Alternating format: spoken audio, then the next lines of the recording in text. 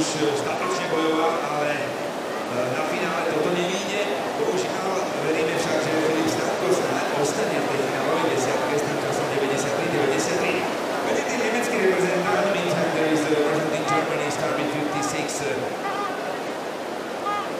Christian Stanzel with 2 touches on game 2 and 11, and he's once again now the first play time attacker. Stanzel už má stále 1 sekundy na prvom čase, čiže pre Stancela nie je výborné rozhodnuté preteky vďaka tým dotykom, bohužiaľ, a Stancel určite by chcel ísť do finále, taktiež predsa len nemecký talent je veľmi silný, takže tá kvalita určite v jeho rukách bude. A je škoda tých dotykov. Stancel teraz bránky 15-16. Dôležitý bude jeho druhý medzičas, aby sme vedeli, ako rýchlo asi ide, ten sa rozhodne o veľkú rozku. A už je tam strata 10 sekúnd. Predstavte si, 10 sekundová strata na kúpna, to znamená, že teraz ide tak okolo najlepšie, možno 10. miesta, okolo 0. Takže toto nebude finálové, teda priestor pre finále. A ešte navyše na